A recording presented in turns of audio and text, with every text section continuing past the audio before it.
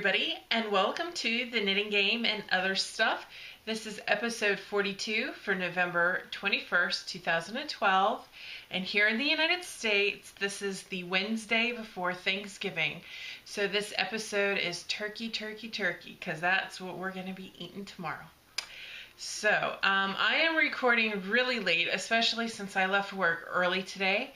But I took the day to kind of relax. I worked on some knitting a little bit. Surprise, surprise. And we're getting ready for all the festivities. So my husband does the cooking for the family. And we're going over to my sister-in-law's house. And my mother-in-law is going to be there. And my nieces and my nephew and my brother-in-law. And we're taking... Actually, my daughter's already there because they live real close. And...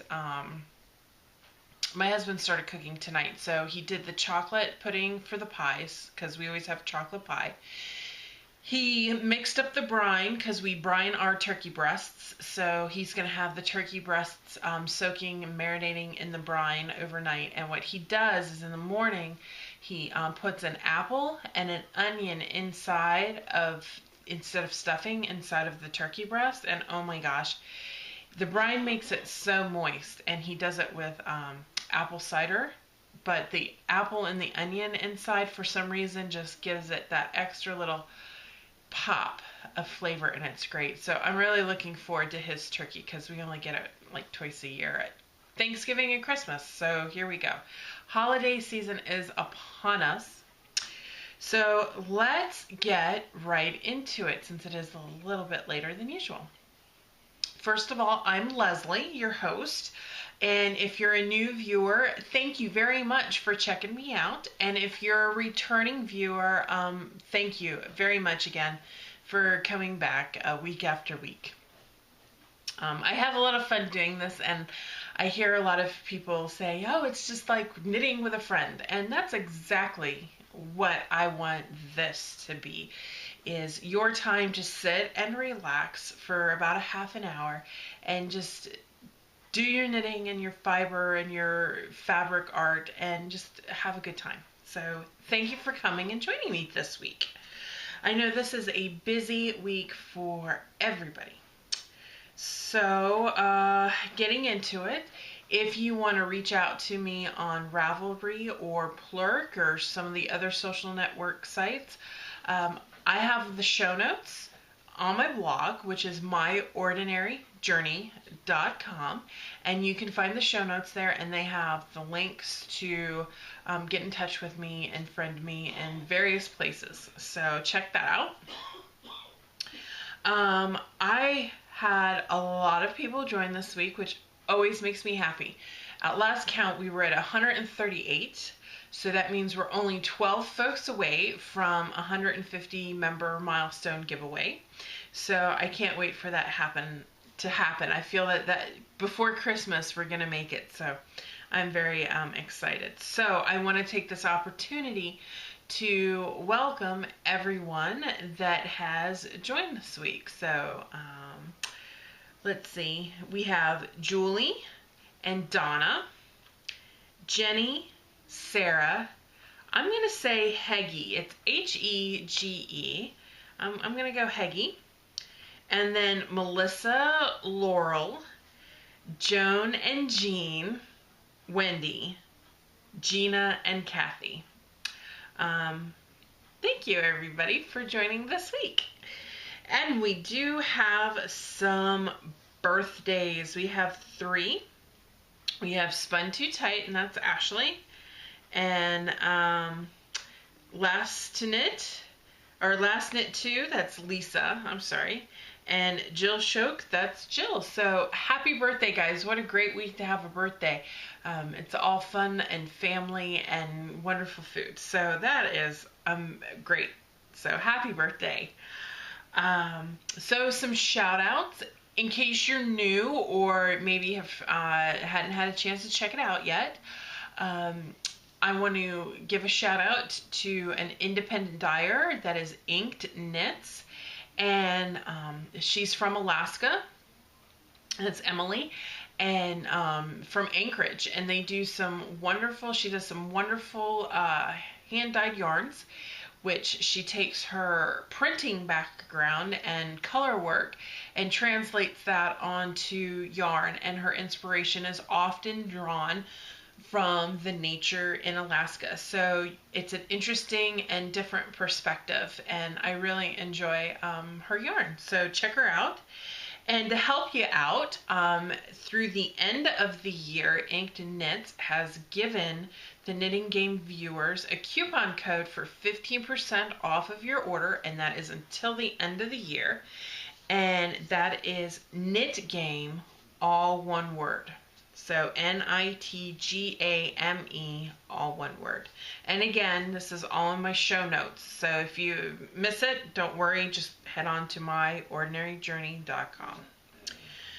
All right, and an update I have today on the Armed Forces Fiber Fanatics AF3 Charity Sock Yarn Club.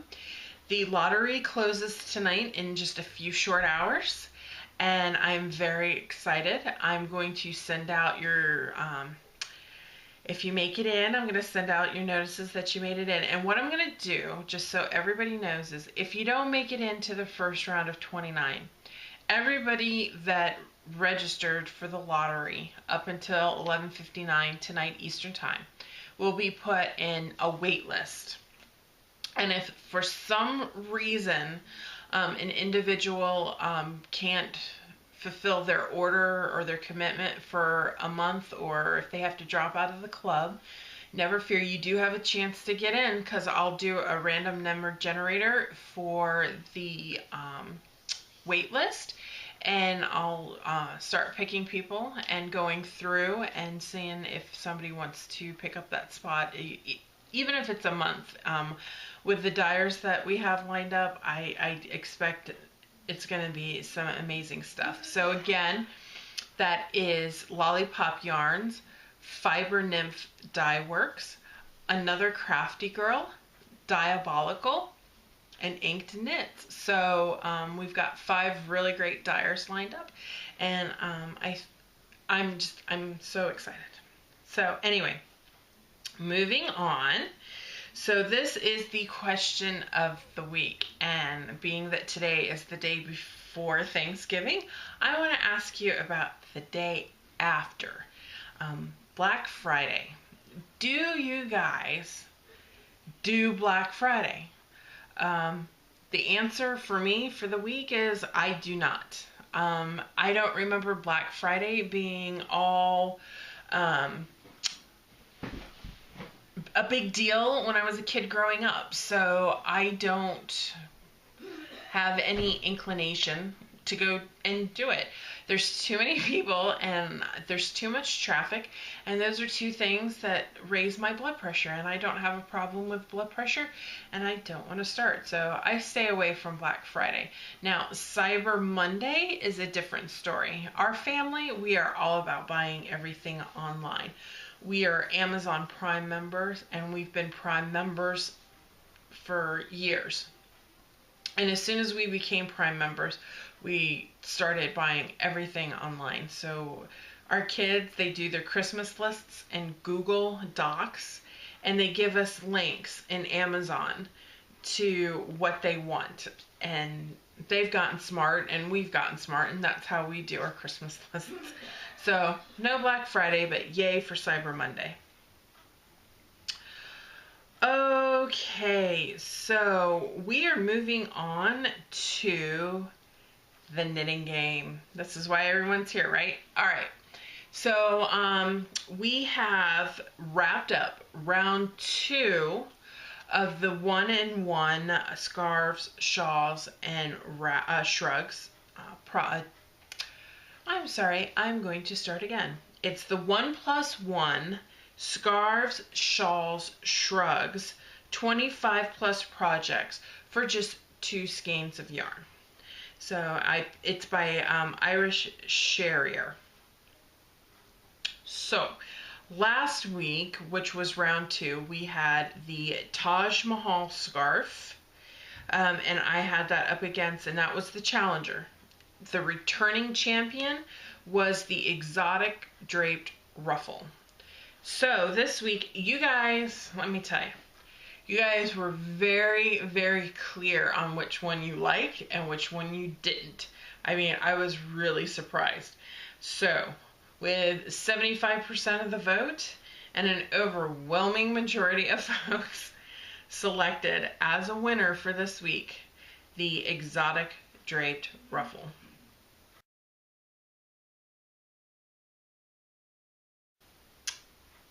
Okay, so that was a pretty clear-cut winner. You guys did not like the Taj Mahal scarf. And you know what? I think the combination of color and maybe the texture, it just didn't look neat, I guess. But if you look at the picture up close, it's not that bad. I kind of like the chevron construction, and that's why I picked it, because it was a little bit different with that chevron construction.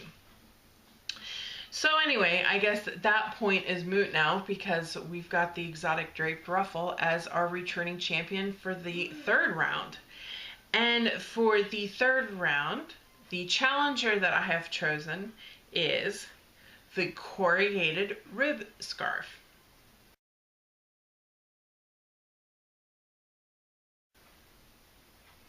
Now, the reason why I picked this particular scarf is because it almost has a woven look to it. Something about the way it's knit and the construction, and I don't think it's a brioche technique, but it almost looks like it's held double the yarn and it's knit that way. But the two different yarns that she uses in the particular in the corrugated scarf, it makes it look like it's woven, and I kind of like that illusion. So that's why I picked the corrugated rib scarf for this week. Now, some of the particulars. The exotic draped ruffle is a DK weight yarn. It is knit on size US 9 or 5.5 millimeter needles, and it takes approximately 277 yards of yarn. While the corrugated rib scarf is knit with a worsted weight yarn, so it's a little bigger. It takes a size US 10.5 or 6.5 millimeter needles and approximately 204 yards. So I have a feeling that one would be a little bit quicker of a knit. Not as much yardage, bigger yarn, bigger needles, faster project. All right, so that was your challenger and your champion for round 3.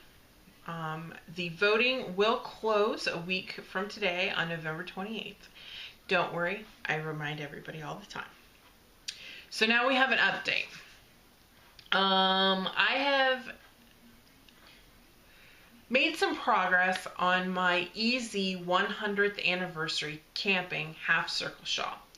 And I have gotten through the second motif, which is the slanting twigs. So this is where I am so far. Now this is the slanting twigs. The bottom here is the like kitty cat paws. So these are the slanting twigs. You can probably see here in the middle, like right here, is where somehow my stitches got off by 1. I think they're just shifted 1, but I don't think you're really going to notice unless you're looking very, very hard. So this part of the pattern, this second motif, super simple. It's all charted. It's not repeated. You just do the chart once, which I really like.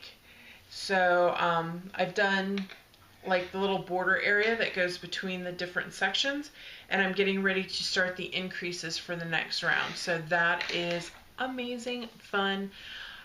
I wanted to get it done in time to have it done and off the needles for Thanksgiving. Obviously, I'm not going to get there, but it's quick. So far, it's going really quick. Now, after I do this next set of increases, I am not so sure how quick it's going to go. Hopefully, it'll keep going. But I think that is going to be the knit that I knit on tomorrow while I'm hanging out with family and friends. Even though it's lace, it's not difficult. it's pretty easy to read. There's not a lot of weird stitches or anything like that. So I think it'll be okay.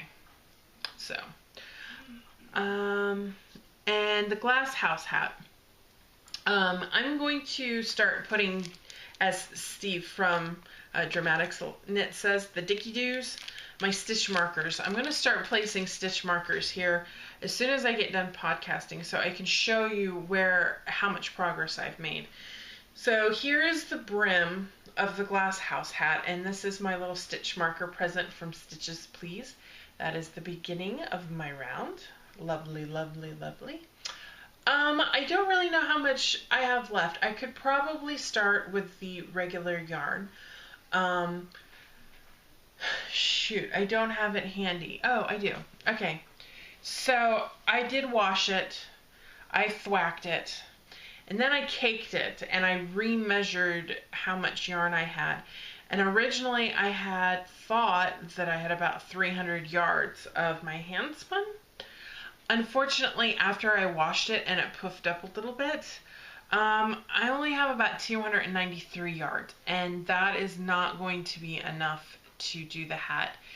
So I think I'm going to have to start the cable pattern, and this is the Knit Picks palette, and I'm holding it doubled.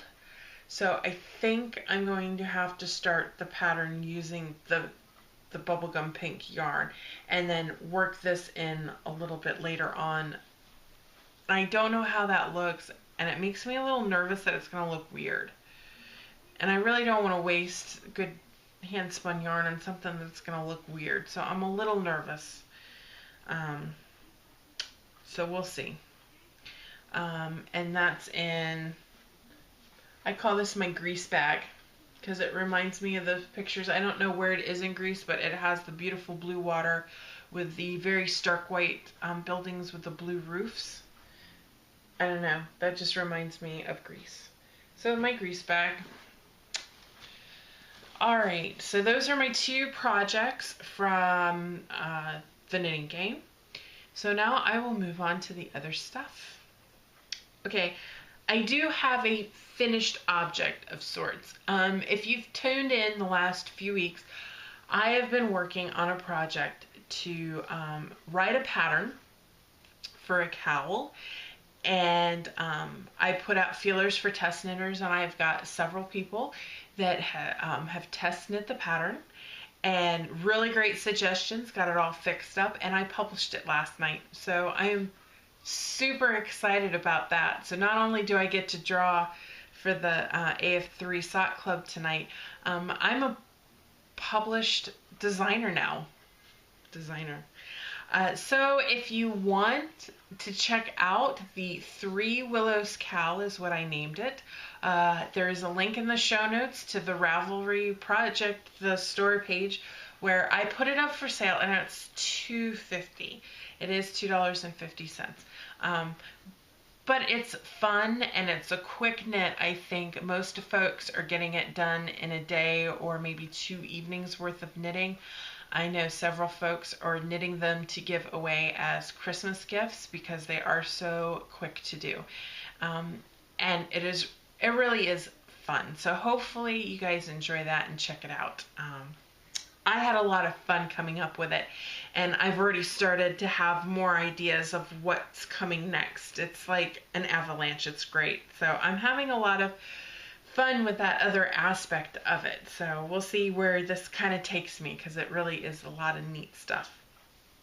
So with my works in progress, I have a hoe. That's right, I got a half object. So here is, I didn't weave in the end, so it's kind of a half a hoe, I guess.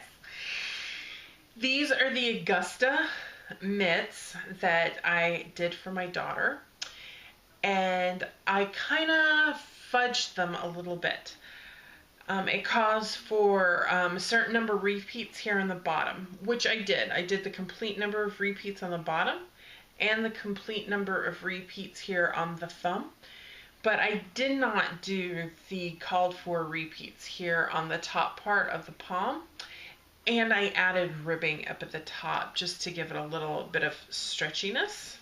So I need to knit one of these up for me because the car gets cold in the morning and I don't want to touch a cold steering wheel.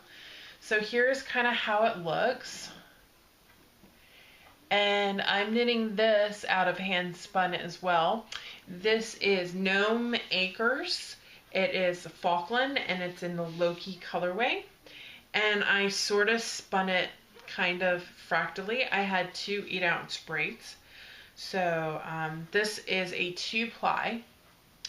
And I pulled off enough of what I got out of 2 braids. I got almost 800 yards of a 2-ply. So I pulled off about 200 yards or so, enough to do these mitts. And what I'm going to do with the rest is, it's caked right now, and I'm going to respin it from the inside of the ball and the outside to do a 4-ply, and then I'm going to do a hat. So I wanted a little bit thicker yarn for a hat, so bulkier yarn. So that's my plan with the rest of this. And I did cast on and start the cuff. This is just the cuff of the next one. So, and these are just my Knit Picks interchangeables, size 4, I believe. Yeah, about size 4. So that's my hoe.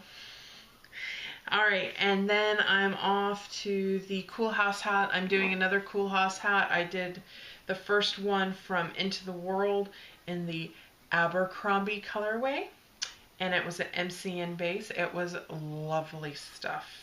So this I am doing out of the Knit Picks Brava worsted. This is a Jared Flood pattern, and it is absolutely amazing fun to do. I don't think I've knit anymore on this particular pattern since I showed it last, but this is a very special project, and I need to actually get on this because it's for a friend of mine's wife who's been diagnosed with cancer, and she is currently going through some pretty intense chemo, and I want to get this done for her. So some notes about the Brava. It is extremely soft, and for 100% acrylic, it's wonderful. However, I think it's a little fuzzy, and it kind of pulls apart a little bit.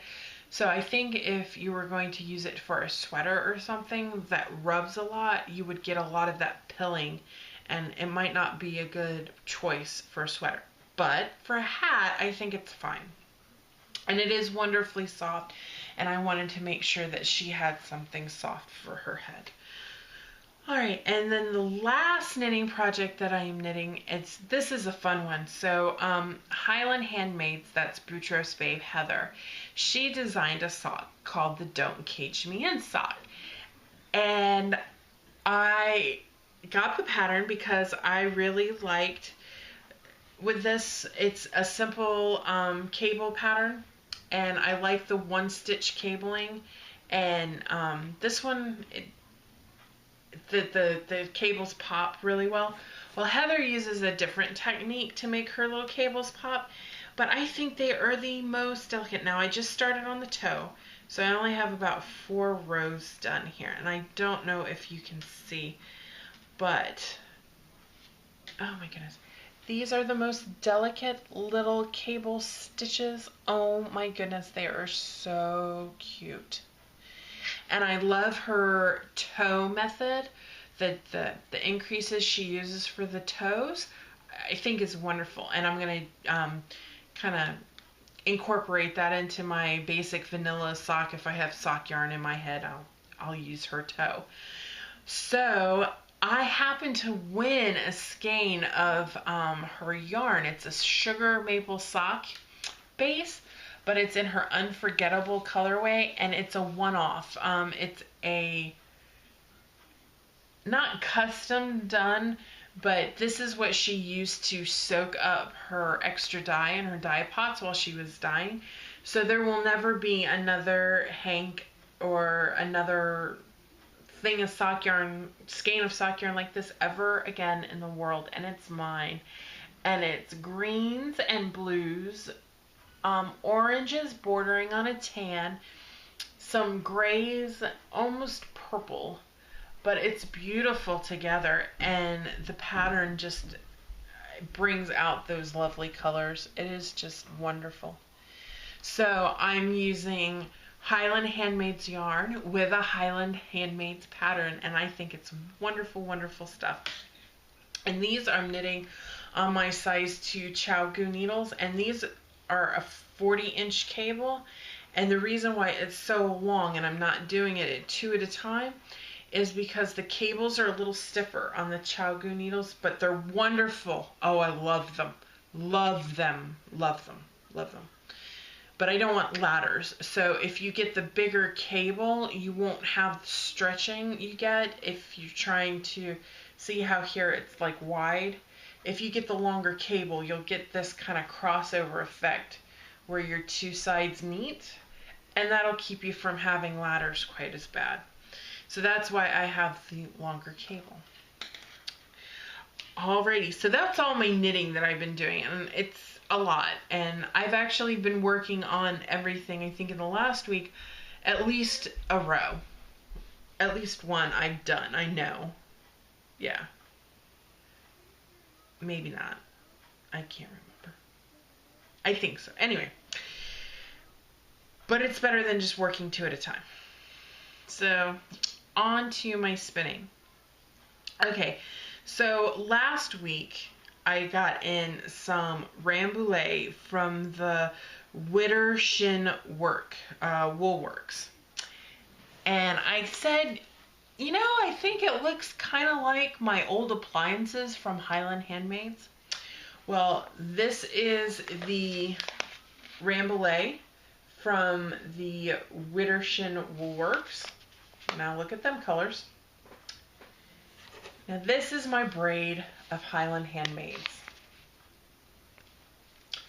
Now the Widdershin is a Rambouillet, and the colors are a little bit, I want to say, crisper. Not that these are muddy, these are just a little bit more on the vibrant side, but they're the exact same colors. Just this one is a little toned down and this one is a little ramped up. So this is a Rambouillet, and this is a Polworth. Love Polworth. Love it, love it. It's one of my favorite things to spin. This and Targhee I actually really enjoy. This is a Rambouillet, and I'm thinking of 2 different ways to do this. I'm thinking, one, I can either spin each as a single and then ply them together, or I can break each braid in half, and when I spin the 2 halves, spin each half together. And what I mean is I would hold the 2 braids together, the 2 halves, like this, and I would draft the 2 at the same time so they get all mixed up together, but not card it. So I'm kind of thinking I'm leaning towards the second option, just to see what kind of results I get. And then once I get the 2 singles spun out of the 2 halves, then I'll apply them together. So I think that is my next project after I get done with spinning. I just couldn't help it. This is Unwind Yarn Company, and this is another Polworth. Like I said, I love Polworth. And this is her Aurora Borealis. I am in love with the Aurora Borealis, and this blue, let me show you the fiber. Here it's like blues and greens and purples. I am just loving these colors, and I just couldn't help it. I had to cast these on. But wait, I'm also working on this Greenwood Fibers, and this is a merino. Now, it's got the hot pink in it, but do you notice a trend over here? I've got the same kind of green and this little purple here. Here it is in the bag, so you can see it a little bit better. And this is where I'm spinning it from. And this is called Blueberry Smoothie. To add to that, what I don't have in here is my kaleidoscope eyes. I have a loop bat that is blue, turquoise, green, and black. The same kind of color. It's hilarious. I just noticed it. It's the funniest thing. So that's all the spinning I'm doing sort of this weekend. I don't know if you can see behind me, but I pulled out my drum carder and I decided I was going to have a little fun this weekend. So I made up some bats because I wanted to try out core spinning. So let me move this stuff a little around. So I tried core spinning a little bit, which was a little difficult and a little different, and I haven't really gotten the technique down. Still working on that. I picked up some god-awful mohair blend yarn I thought would work well as a core from Joann's. And I also picked up some crochet thread to try the difference. So the mohair was a disaster. It got caught. It was a center pull ball and it just didn't work on the inside. It just kind of all pulled out. So this is what some of it is good. Some of it you can tell the core is coming through and it's almost like it's plied and it's just not. See there, it got a little bit better. But it's definitely nothing spectacular or to write home about. And it kind of made me sad. And I don't want to waste the fiber because I'm using, it's a Colonial, I think. It's like a blue and a burgundy Colonial wool. And then I'm also using from Gail's Art some Tussa silk in like a pink and a blue that matches the cranberry and the other blue. And then I threw in some Angelina. So it's really pretty bats, and I'll show you in a second, the bats. So this is my second attempt at a little bit of core spinning, and this is with the crochet thread. Now this one came out a little bit better, but I need to read more about how to do this because I was spinning, and you can see how energized it is. It just kind of really kinks up on itself. I'm not exactly sure which direction I should be spinning to core spin because it seems to me like you would want to core spin in the same direction that the core is plied, because if you go in the other direction it's going to unply and then it's not really going to be a core anymore. It's just going to be all these unwound bits of yarn, and I just don't think that that's the right direction to go. I mean, that's my brain working. The problem is when you spin in the same direction as it's plied, you get so much energy built up, it gets really, the core gets kinky before you even get the fiber onto it. So that was my experiment. So I decided to stop core spinning and I'm going to do art bat, just spin my bats. So I made like 3 1-ounce bats. I've already spun one, but here is another. So you can see how big and fluffy it is. So, and I just use them as like big rolags. I just pull it from the end here and just let it fluff up and go as it goes. So I guess I can unroll it a little. No, I'll leave it. But you can see this is one. This one might be a little bit pinker. This one might be a little bit bluer and purple. So, I don't know. But they're nice and fluffy and soft. So, those are my art bats. I did do a little bit of sewing this weekend. I made one bag. And it's kind of a boo-boo bag. I wanted to experiment with putting some corners on the bottoms of my pull string bags. So I wanted to make the bag wider so when I put the corners on it, it'll shrink it up a little bit because you're adding the width. So it takes from the length and gives you the width. So when I did that, I wanted to have the dragonfly fabric on the outside. But when I cut the casing for my drawstrings, I cut it incorrectly because I was going to use the dark green as the lining and the casing, but I screwed it up. So I had to switch it around. But it's kind of neat. You get the nice little, very calm and subdued bag on the back with just the little pops of the dragonflies. And then on the inside, it's all pretty. And then on my drawstrings, I have my little beads. I like to put little beads on the drawstrings. Well, everybody, that's all I have for this week. It's been jammed packed, as you can see, a lot of experimentation, a lot of new things, a lot of new projects. Um, Cast on itis and spinning. I'm running out of bobbins, so I have to finish some spinning projects before I can move on. So that's kind of funny. I'm running out of bobbins. I make a project bag, I start a project. So I guess I can't buy more bobbins or I'll start more spinning. So we'll have to curb that. Anyway, like I said, if you signed up for the Sock Club lottery, you should have an email in your inbox sometime Thursday morning with additional details on the club. I am so very excited. So I want to thank everybody who signed up, and I want to thank everybody for joining me this week.